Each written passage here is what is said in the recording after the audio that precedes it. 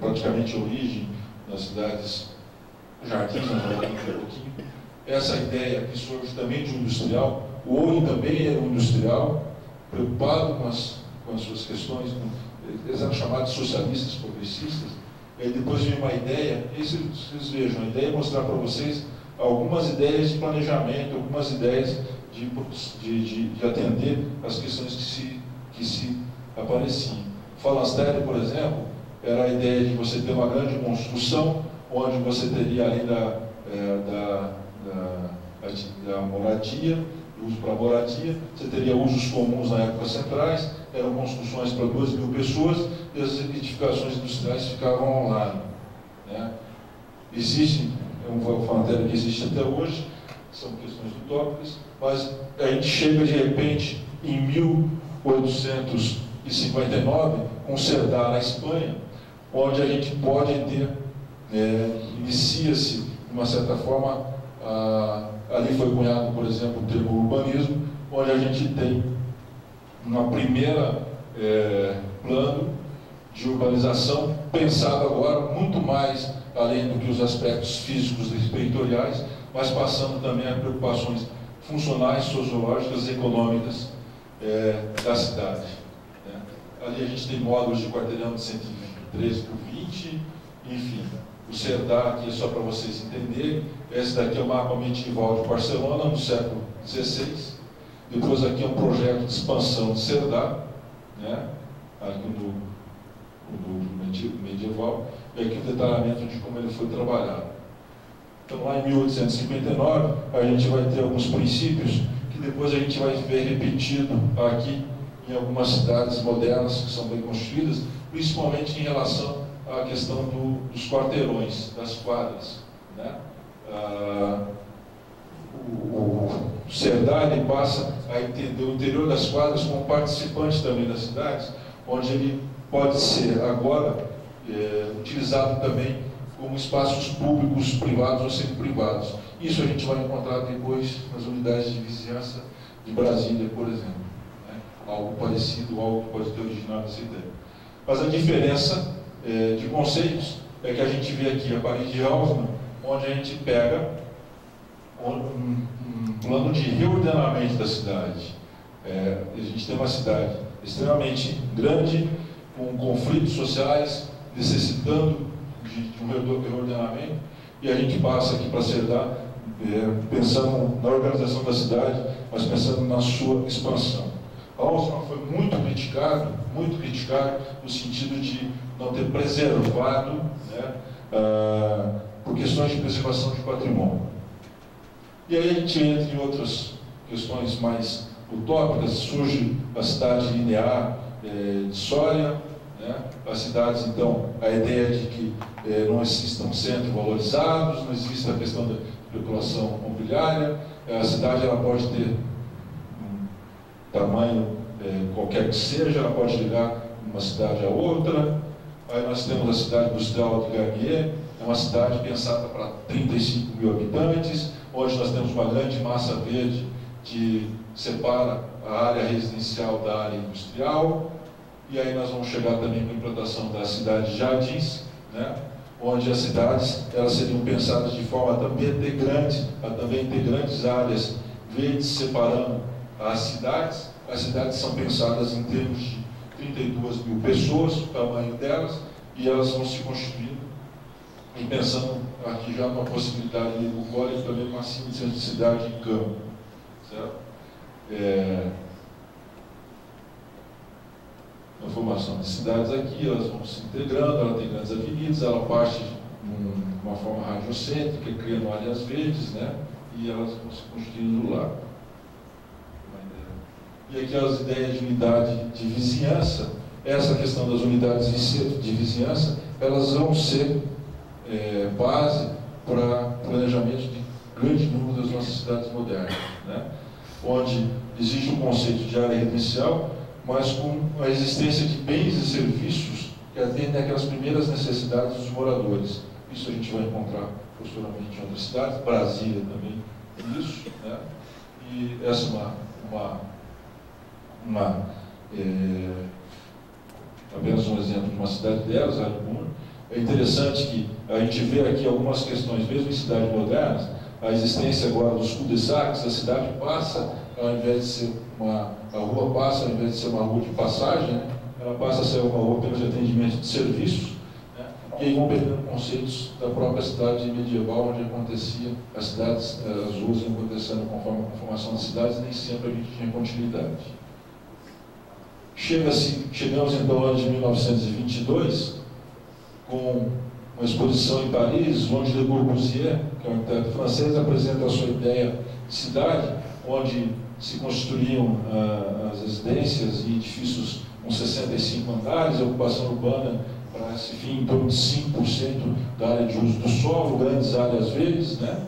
E a proposta dele, baseada nessas ideias para a Vila Radiosa, seria uma proposta de reurbanização de Paris.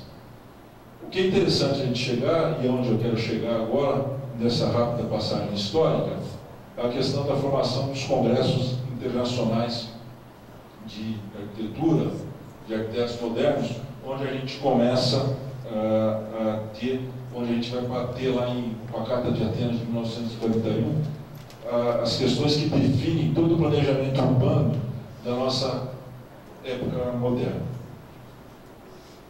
E aqui eu gostaria de... A cidade, então, foi pensada sobre 4 funções, né? Aqui começam a ficar claro a ideia de formação de funções, a cidade sendo planejada, no sentido de que a primeira função seria a função da morada, né? E ela com alguns equipamentos comunitários que vão atender a questão das habitações, as unidades de trabalho que podem ser definidas oficinas, escritórios, lojas, armazéns, indústrias, né? Até as unidades de lazer, e a questão das circulações com a hierarquização das vias. Essa base da Carta de Atenas de 41 acaba sendo a base para o desenvolvimento das nossas cidades modernas. E uma outra função depois se agrega, que é a função do centro cívico, né, do centro público de atividades, e o que é bastante importante neste processo é a questão que é Brasília, capital do país, ela é extremamente representativa dessas funções ou dessa forma de planejamento urbano que é apresentado lá no CIAN em 1941. Este foi isso você pode ir na 12 aqui, por favor. Este foi um processo bem rapidozinho para a gente entender, ou pelo menos para construir com vocês, a ideia da formação das cidades. Primeiro, nós não temos...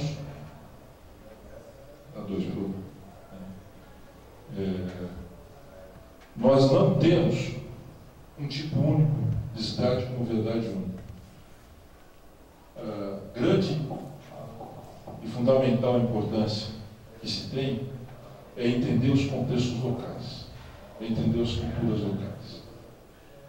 A outra questão que é extremamente importante a gente entender, e espero que vocês tenham visto isso, que de repente, muito rapidamente, as cidades transformaram de uma maneira como elas não... bastante diferente de anos e anos de sua formação desde o seu princípio.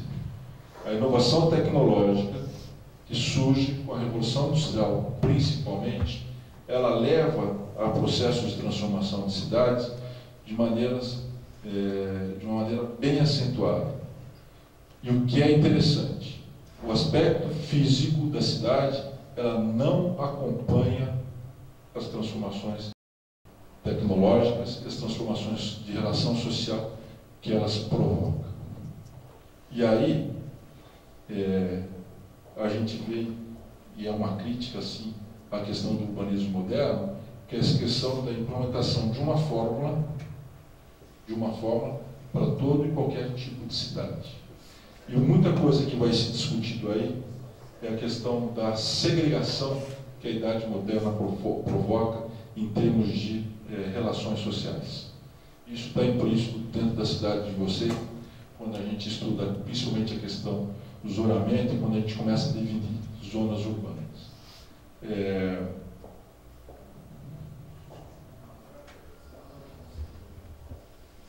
é difícil, e eu tomo bastante cuidado, a crítica que eu faço ao modernismo e à questão do urbanismo moderno é mais no sentido de ser uma proposta impositiva,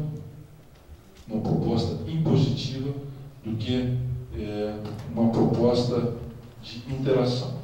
Nós vamos chegar depois, vamos discutir bastante isso, a questão da participação popular ou da participação, a discussão da cidade, sim, dos nossos planos urbanos. Eu acho que nós estamos num momento onde a gente passa de uma visão muito técnica, uma visão de prancheta, com o perigo de estarmos entrando hoje no planejamento das cidades, uma possibilidade de que essa visão técnica ela não seja tão fortalecida. Ou seja, a gente o risco é que a gente está passando de um extremo ao outro. Né? A questão e eu gostaria de conversar um pouco mais com vocês sobre isso, até que ponto a discussão e a participação ou a decisão da maioria pode levar as nossas cidades a ter bons resultados ou a eliminar certos conflitos. Primeiro, o entendimento da cultura. Segundo, a importância da definição daquilo que vocês querem, daquilo que a cidade quer, daquilo que a gente pensa para a cidade, tá? Como aspecto fundamental para a elaboração do planejamento da cidade. Até que ponto a validade dos nossos planos diretores? Eu poderia perguntar para vocês, tá? Quantos aqui trabalham em administração pública? A maioria? Todos? Quantos de vocês elaboraram planos diretores? Participaram do processo de elaboração de planos diretores? Não acredito. Imagina.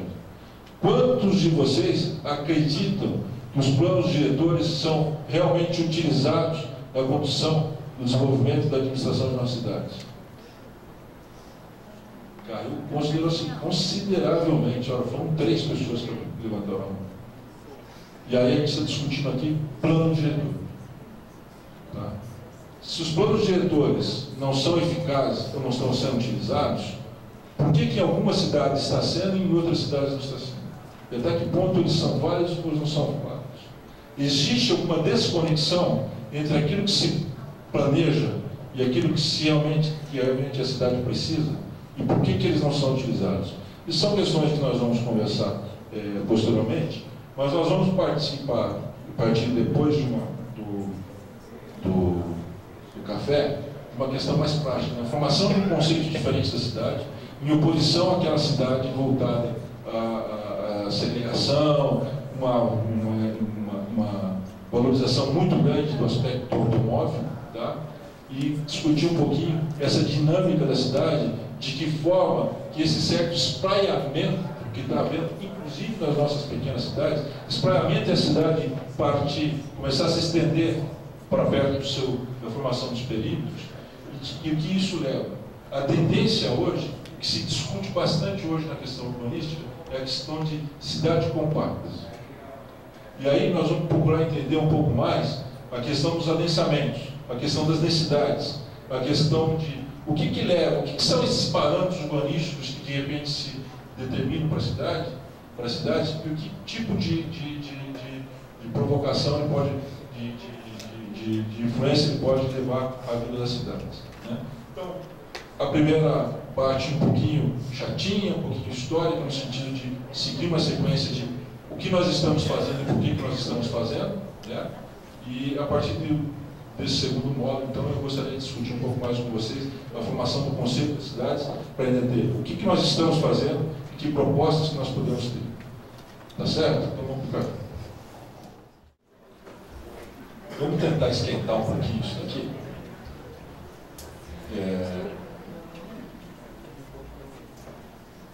Eu vou ser provavelmente bastante redundante em algumas situações, mas um pouco daquilo de algumas conversas que a gente teve aqui no intervalo, um pouco daquilo que vocês revelaram e a preocupação com a questão dos planos diretores. Hoje eu presido no Oeste do Paraná aqui um programa chamado Oeste Desenvolvimento.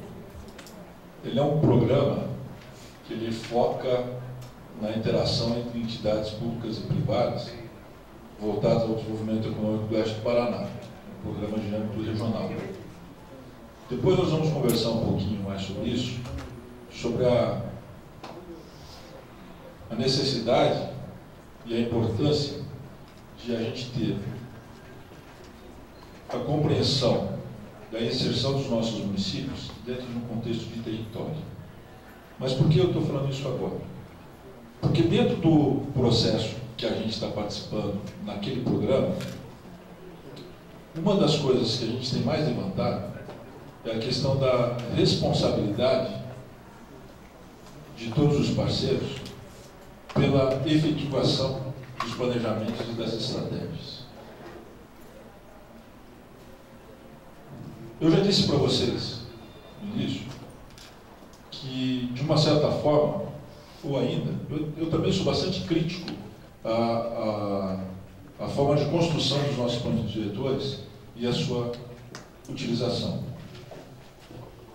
Mas eu vou fazer uma pergunta para vocês.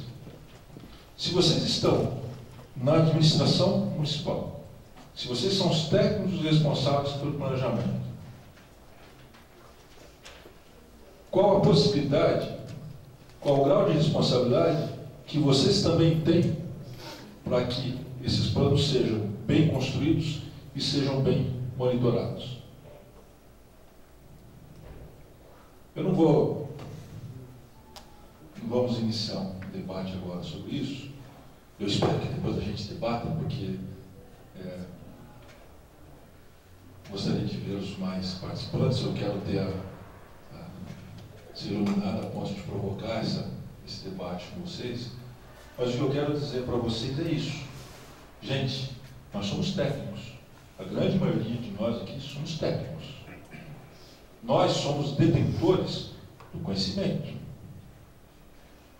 E alguns conceitos que eu busquei passar para vocês antes e que eu reforço rapidamente aqui, é a questão seguinte: ninguém é bom o suficiente para planejar a cidade sozinho.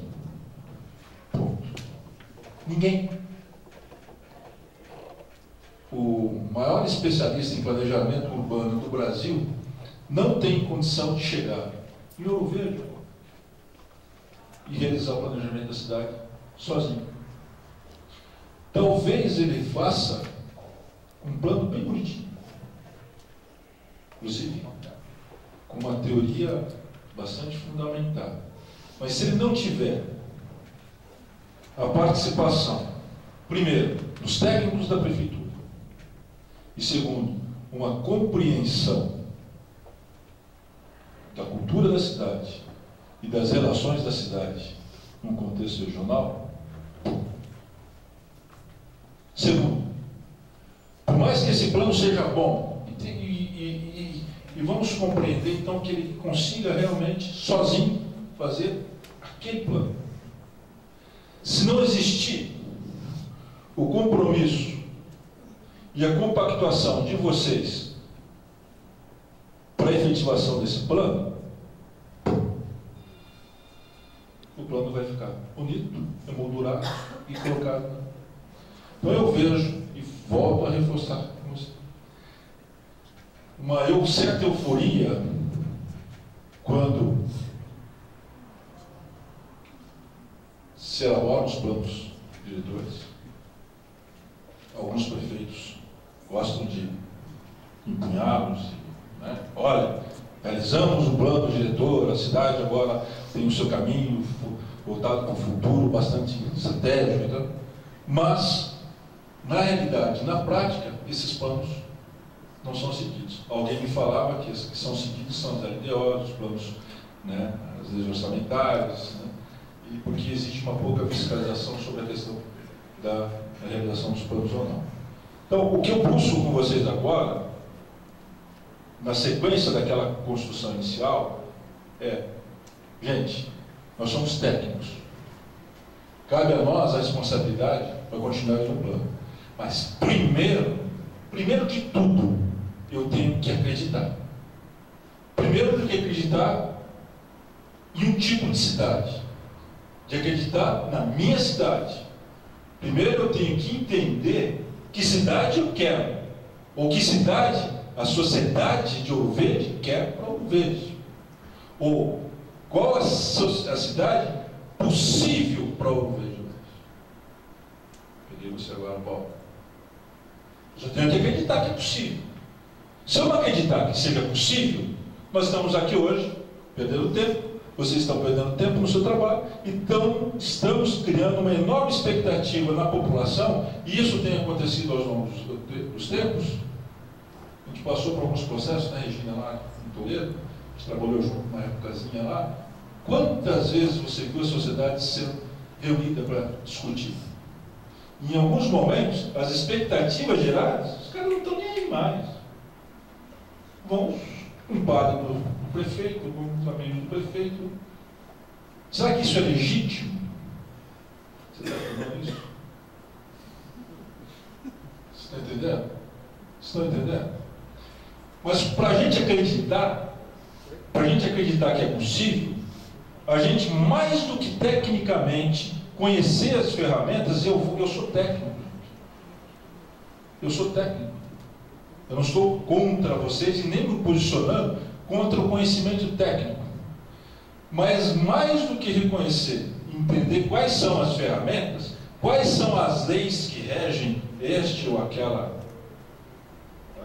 questão, este ou aquele tema, nós temos que entender primeiro, ter um raciocínio crítico, ter uma compreensão da cidade que é possível ter, da cidade que nós queremos, e do que está sendo feito na cidade, para onde a gente está levando ela.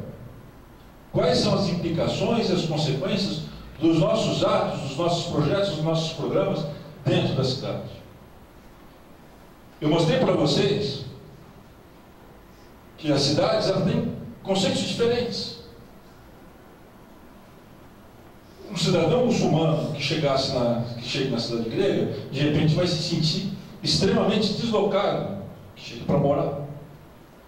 E eu vi, da mesma forma, alguém que chega em uma cidade muçulmana e vendo aquilo que pode parecer uma certa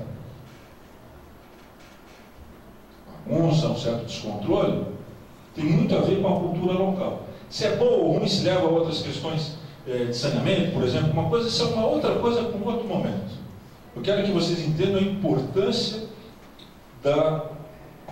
entender o contexto local, da cultura local e da importância de entender onde os nossos programas, onde os nossos projetos nos levam. E aí a gente chega até a cidade moderna. E a cidade moderna, ela tem um grande valor, principalmente na questão sanitária em relação às cidades. Nós tínhamos cidade extremamente com condições de vida, com qualidade de vida precárias, ajuntamentos, favelas, cortiços, os slums na Europa, enfim, condições desumanas. E de repente surgem propostas, algumas anteriores bastante utópicas, mas que levaram à construção de um pensamento moderno que muito contribuiu para o desenvolvimento das nossas cidades. Mas a lógica de inovação tecnológica, a lógica do sistema de mercado, a lógica do modelo que impera principalmente nas nossas cidades ocidentais, ela foi de uma certa forma imposta às nossas sociedades, de maneira que a gente parece que planeja as nossas cidades, independente do tamanho, da mesma forma. E pior, continua um processo de concentração tão grande que nós continuamos realizando programas e programas pontuais das nossas grandes regiões metropolitanas para resolver consequências, enquanto as causas não são combatidas. E continuamos concentrando e continuamos concentrando. Por outro lado, nas nossas cidades menores, nós queremos crescer e vamos expandindo perímetros de uma certa forma que pode nos levar não sei aonde. E nós vamos discutir um pouco isso. E eu usei para discutir um pouco isso, eu quero usar, o SEC me desculpa, nós participamos desse um outro curso, né, e estávamos discutindo, e eu gosto de trazer o exemplo do Gell. E o Gell é um arquiteto dinamarquês, ele tem um livrinho bem legal, chamado Cidade para as Pessoas, onde ele, a partir de uma discussão, a partir de uma crítica, a cidade resultante da Revolução Industrial passa a empregar conceitos na efetivação, na formação de um espaço público diferenciado. O que Gell discute é que a dimensão humana, o homem e a mulher, né? Dá um discurso politicamente correto, foi deixado de lado na formação das nossas cidades, em virtude, principalmente, da questão da valorização do automóvel. As nossas cidades são feitas por automóvel. Aqui em Ouro Verde, posso falar em Ouro Verde? Está na minha frente. Guarapuava, ou, enfim, em todos os cantos do Brasil, e eu estou falando isso de forma generalizada, né? Com certeza nós temos exemplos específicos mais interessantes, mas nossas cidades é feita para o automóvel. E depois nós vamos ver que, achando que resolvendo o problema pontual das nossas ruas, nós estamos resolvendo o problema das nossas cidades. Parece que sim, mas não é verdade, depois a gente já conversa sobre isso.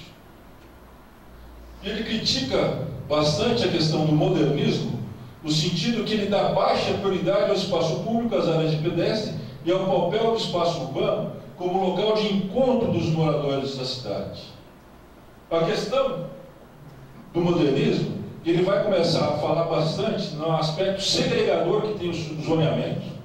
À medida que nós separamos moradia, trabalho, lazer, inclusive determinados tipos de moradia de bairro social, enfim, a gente vai segregando a cidade e vai também, de uma certa forma, isolando as possibilidades das pessoas se relacionarem.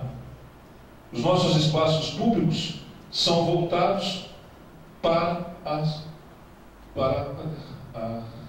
as ruas, para facilitar o tráfego de automóveis.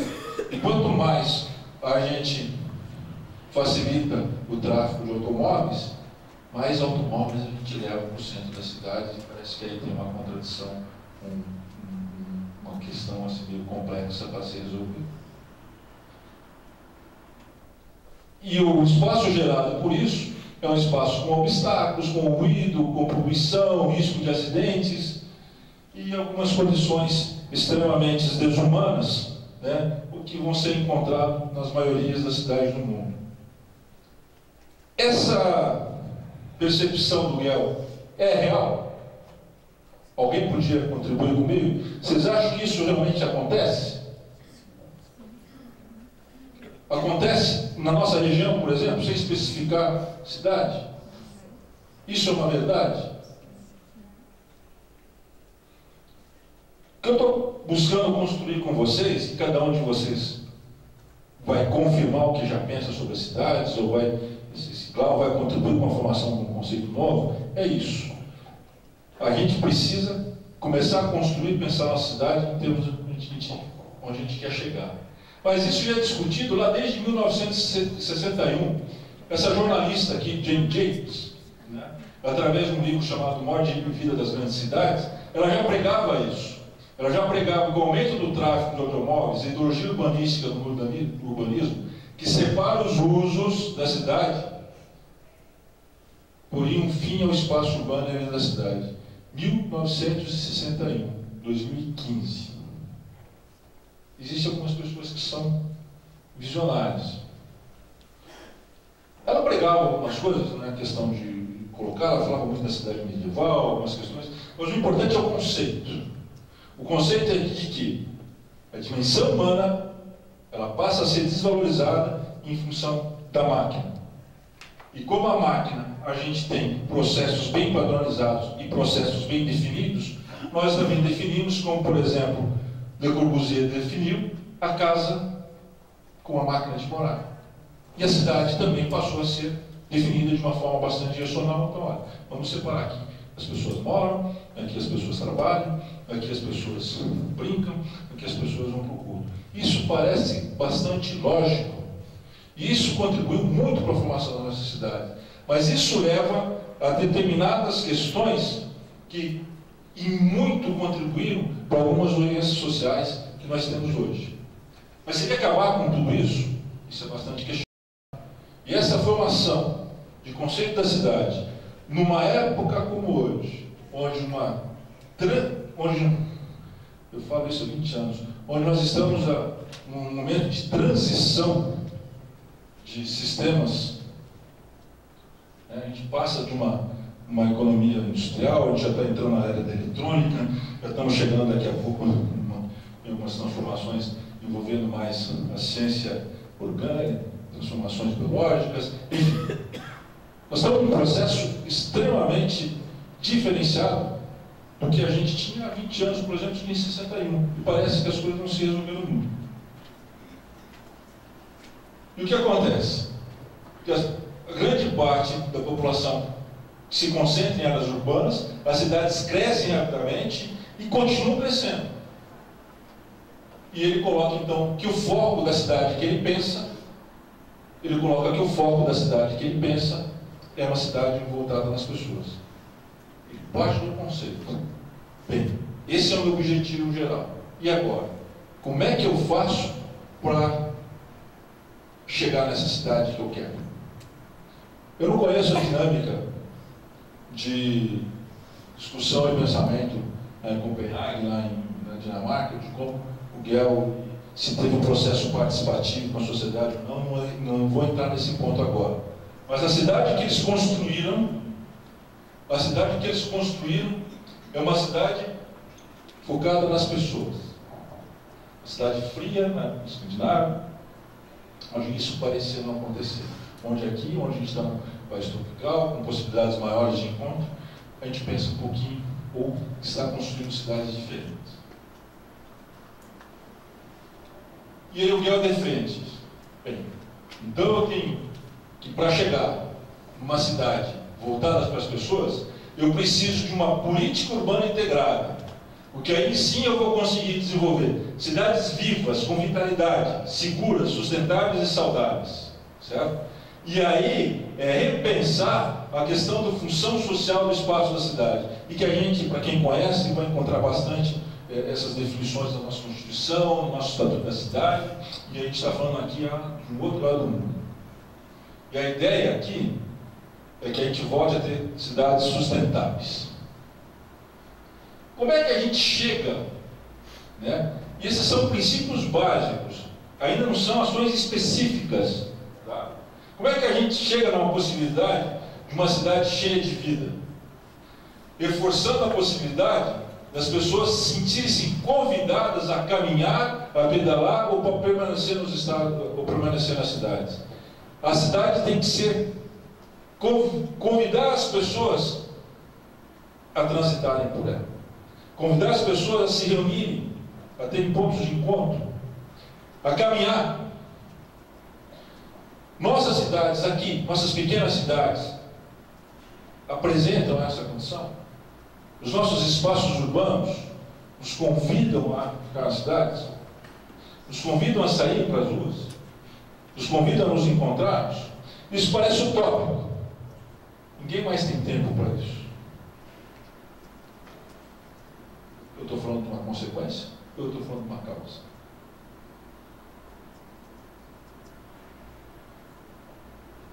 E da mesma forma, caminhando no mesmo sentido, Gell defende que a cidade segura será reforçada, inclusive se as pessoas se movimentarem mais pelas cidades e se elas permanecerem mais na cidade. Tem um pouco a ver isso com uma... A gente falou um pouco da cidade clássica, mas tem um pouco a ver também com isso, né? E é contraditório isso, né? Porque esse modernismo foi muito baseado na cidade racional grega, pelo princípio da sua formação, do seu traçado, né? Aqui a gente vê agora, de uma certa forma, ele tira a possibilidade das pessoas permanecerem na cidade, e agora a gente vê aqui esse mesmo princípio das pessoas vindo para a cidade. Mas como é que elas vêm? Como é que elas vão ficar nas cidades? Através de uma variedade de funções urbanas. Quer dizer, eu agora estou pensando em não mais ter aquelas zonas extremamente definidas, mas eu estou pensando agora em ter uma integração, uma variedade de funções dentro das zonas da cidade. São princípios. Eu estou construindo um objetivo específico, onde depois, na determinação das minhas ações, na realização dos meus projetos urbanos, eu vou seguir esses conceitos. A ideia é essa. É o que eu quero. De que maneira eu posso conseguir e que eu vou causar com isso.